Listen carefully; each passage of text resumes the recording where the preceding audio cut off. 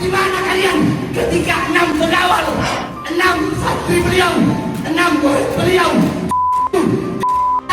Kemana kalian wahai umat Islam?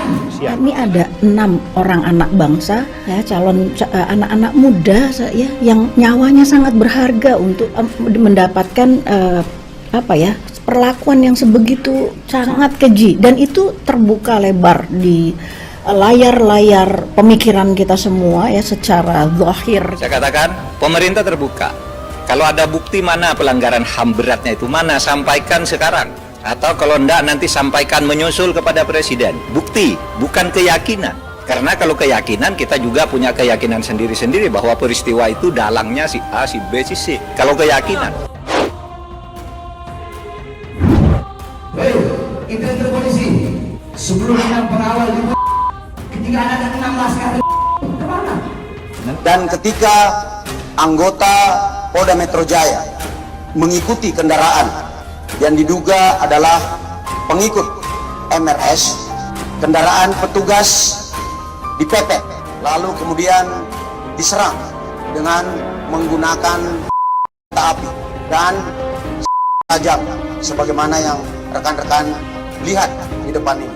Bahwa ada kelompok sipil yang membawa senjata hitam tajam. Sejatinya, kalau menurut Islam, orang yang menyerang atau melawan aparat pemerintah yang sah dengan senjata itu disebut sebagai pemberontak atau bughot, yang arti harfiahnya mereka yang melampaui batas. Intelijen polisi, orang-orang yang pro kepada pemerintah, menjilat-menjilat pemerintah, ente orang yang intelin, bilangin sama ketua, bilangin, habis mintakan lagi.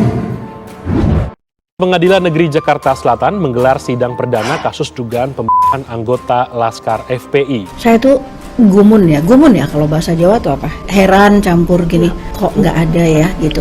Salah satu aja pemimpin ya di negeri ini yang peduli gitu. Presiden menyatakan bahwa Presiden sudah minta agar diproses secara transparan, adil, dan bisa dinilai oleh publik apa yang sebenarnya terjadi dan apa yang seharusnya dilakukan oleh pemerintah. Kepada sahabat-sahabat saya, kepada Lutfi, Reza, Ais, Ofian, Andi, Adafi, antum sedang bersama Rasulullah Sallallahu Alaihi Wasallam. Kemana kalian wahai para ulama? Kemana kalian wahai para habaib? Ketika beliau di penjara, kalian melempem, kalian jadi lembut, kalian jadi belok kepada orang-orang yang zalim. Selain itu, propaganda FPI yang memuja anggotanya yang sebagai syuhada, ya, sebagai mujahid yang mati syahid, ini juga menyesatkan. Ibu juga jangan takut. Reza bersama saya kata Rasulullah. Sofyan bersama saya kata Rasulullah. Lutfi bersama saya kata Rasulullah. Faiz bersama saya kata Rasulullah. Saya bakal cari kalian satu persatu. Bakal saya apapun kalian mengkhianati Habib Rizik, bakal saya dan bakal saya musnahkan, saudara-saudara. Bahwa ada kelompok sipil yang membawa senjata tajam. Sejatinya, kalau menurut Islam, orang yang menyerang atau melawan aparat pemerintah yang sah dengan senjata itu disebut sebagai pemberontak atau bughot, yang arti harfiahnya mereka yang melampaui batas. Yang jelas-jelas dilarang oleh undang-undang. Kami terbiasa tangan kosong, kami bukan pengecut. Tapi ada komando tunggu aja di situ. Bawa putar-putar aja, pepet, tabrak dan sebagainya ada di sini. Komando dengan suara rekamannya di situ.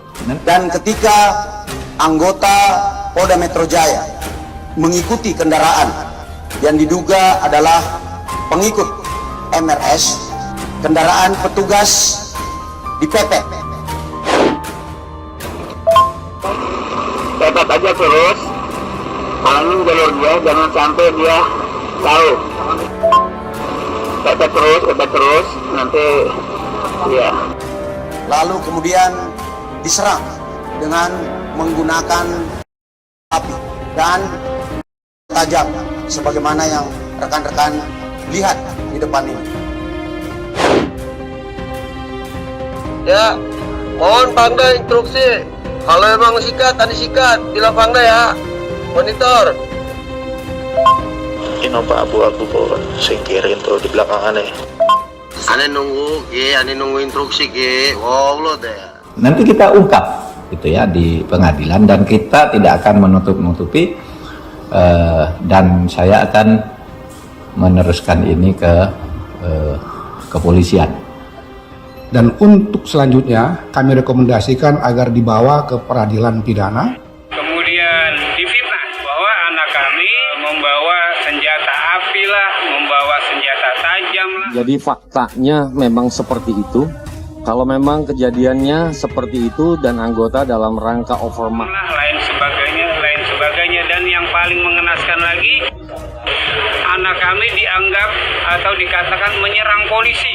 6 laskar FPI itu kita selesaikan. Kalau itu ada pelanggaran HAM dari polisi, kita selesaikan. ada bukti tentang voice note bagaimana sedemikian rupa direncanakan untuk dipancing ke sana dan kemudian dipepet, semuanya terdatakan atau ternyatakan dengan jelas di dalam voice note itu. Ini tidak logis. Putra-putra kami itu sedang mengawal atau konvoy dengan kendaraan untuk menuju Kerawang. Tiba-tiba yang sedang konvoy ini mengawal ini tiba-tiba nyerang polisi. Propaganda FPI yang digaungkan oleh Munarman CS haruslah kita lawan, haruslah kita tolak, karena isinya penuh kebohongan dan penyesatan opini publik. Misalnya, dikatakan FPI cinta damai, omong kosong. Itu kan menurut TP3. Kenapa Komnas HAM tidak menyimpulkan ini sebagai pelanggaran HAM yang berat? Tetapi kami katakan tidak ada indikasi pelanggaran HAM yang berat. Betul. Jadi pada saat kejadian itu mobil kita, mobil Polri itu cuma satu, mobil anggota itu cuma satu. Kalau memang dia ingin mengadakan pengajian, kenapa juga harus menyerang mobil Polri yang ada di belakangnya? Oh, nyerang polisi, dasarnya apa gitu kan? Unlogis gitu. Apa sangat tidak logis. Tetap aja terus. Angin jalur dia, jangan sampai dia tahu. Tetap terus, nanti ya. Lalu kemudian diserang dengan menggunakan senjata api dan senjata tajam sebagaimana yang rekan-rekan lihat di depan ini. Kalau memang mau pergi pengajian, pergi saja pengajian dan kita juga tidak melakukan apapun. Faktanya kita diserang dan faktanya voice note-nya seperti itu. Difitnah pula di media, lain sebagainya, dikatakan anak kami nyerang polisi, bawa senjata bla bla bla bla. Itu faktanya, dan didapatkan senjata tajam dan senjata api yang tadi sudah dirilis oleh Pak Kapolda bersama Pangdam. Merupakan kejahatan kemanusiaan sehingga dikategorikan sebagai pelanggaran HAM berat dalam bentuk kejahatan terhadap kemanusiaan. Itu kan menurut TP3. Kenapa Komnas HAM tidak menyimpulkan ini sebagai pelanggaran HAM yang berat? Tetapi kami katakan tidak ada indikasi pelanggaran HAM yang berat. Pelanggaran HAM dengan pelanggaran HAM yang berat itu dua hal yang berbeda. Kami dari seluruh investigasi kami yang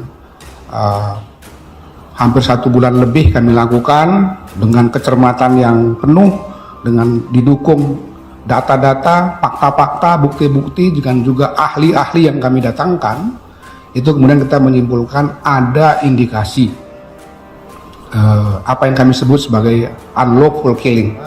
Sebagaimana sinyalemen di luar banyak beredar bahwa ini dikatakan atau diasumsikan sebagai pelanggaran HAM yang berat, kami tidak menemukan indikasi ke arah itu.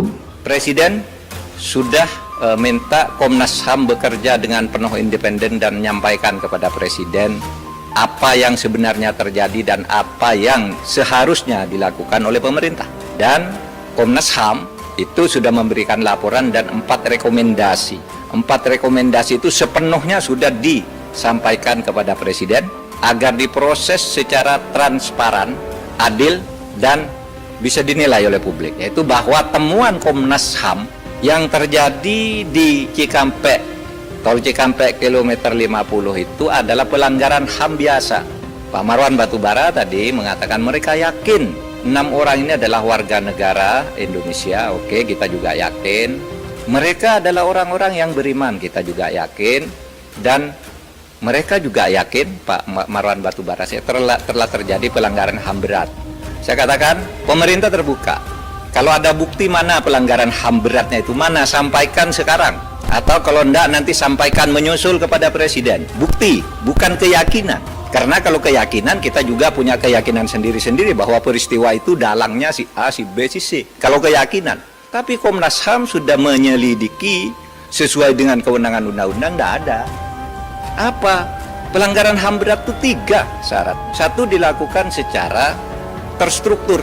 Itu dilakukan oleh aparat secara resmi dengan cara berjenjang. Struktur itu berjenjang. Harus targetnya bunuh 6 orang yang melakukan ini, taktiknya begini, alatnya ini, kalau terjadi ini, larinya ke sini. Itu terstruktur. Sistematis, ya. Terstruktur, sistematis. Juga jelas tahap-tahapnya. Perintah pengerjaan itu. Itu pelanggaran HAM berat. Masif, menimbulkan korban yang meluas. Kalau ada bukti itu, mari bawa.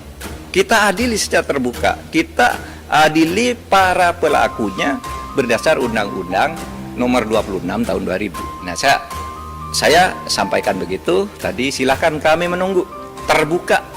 Dan saya katakan TP3 bukannya juga sudah diterima oleh Komnas HAM. Diminta mana buktinya? Secuil saja bahwa ada terstruktur, sistematis dan masifnya. Nggak ada tuh, ada di berita acaranya bahwa TP3 sudah diterima, tapi nggak ada, hanya mengatakan yakin. Nah, kalau yakin tidak boleh, karena kita punya keyakinan juga banyak pelakunya ini, pelakunya itu, otaknya itu dan sebagainya, yang membiayai itu juga yakin kita, tapi kan tidak ada buktinya. Oke, nah akhirnya ingin saya katakan bahwa sejak peristiwa ini meletus, masyarakat sudah mulai muncul agar dibentuk TGPF. Tim Gabungan Pencari Fakta. Ada yang minta pemerintah membentuk, ada yang tidak percaya pemerintah. Jangan pemerintah, nanti itu bohong itu hasilnya. Maka waktu itu Presiden mengumumkan sesuai dengan kewenangan yang diberikan oleh undang-undang. Silakan Komnas HAM bekerja sebebas-bebasnya. Panggil siapa saja yang merasa punya pendapat dan punya bukti, yang merasa punya keyakinan. Panggil, nanti sampaikan ke Presiden apa rekomendasinya. Presiden, pemerintah sama sekali tidak ikut campur, tidak pernah minta agar Komnas HAM menyimpulkan ini, menyimpulkan itu, tidak. Kita hanya menyatakan kalau pemerintah yang membentuk, lagi-lagi dituding dikooptasi, timnya orangnya pemerintah, timnya diatur oleh orang istana, timnya orang dekatnya si A, si B. Nah, oleh sebab itu kita serahkan Komnas HAM. Komnas HAM silakan nyelidiki, mau membentuk TGPF juga atas nama di bawah bendera Komnas HAM, silahkan. Mana rekomendasinya kita lakukan. Nah, itu yang kami jawab tadi. Nah, saudara, saya ingin jelaskan satu hal lagi yang juga saya jelaskan. Ada tertawaan publik semula, ya. Masyarakat banyak yang ngejek, nyinyir gitu. Kenapa kok orang mati dijadikan tersangka? 6 laskar itu kan dijadikan tersangka oleh polisi. Itu hanya konstruksi hukum, dijadikan tersangka sehari,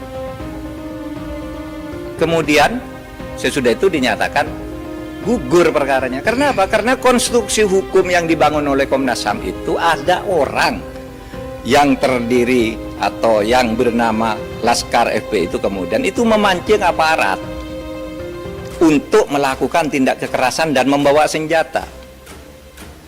Ada bukti senjatanya, ada proyektilnya. Bahkan di laporan Komnas HAM itu ada juga nomor telepon orang yang memberi komando.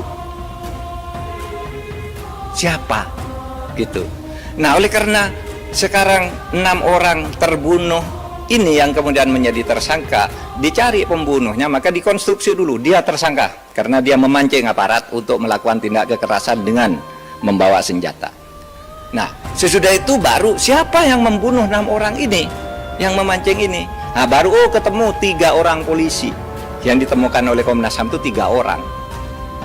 Nah, sesudah ini ditemukan konstruksi hukumnya, baru 6 orang itu diumumkan oleh polisi, perkaranya gugur. Dalam bahasa yang sering umum disebut SP3, tapi tidak usah SP3. Itu cukup dikatakan perkaranya gugur sesuai dengan ketentuan undang-undang, bahwa tersangka yang sudah meninggal perkaranya gugur. Cukup, selesai perkaranya gugur. Lalu siapa yang membunuh orang ini, kita buka di pengadilan. Nah, kita minta GTP 3 atau siapapun yang punya bukti-bukti lain, kemukakan di proses persidangan itu. Sampaikan melalui Komnas HAM kalau ragu terhadap polisi atau kejaksaan, sampaikan di sana. Gitu. Tapi kami melihat yang dari Komnas HAM itu sudah cukup lengkap.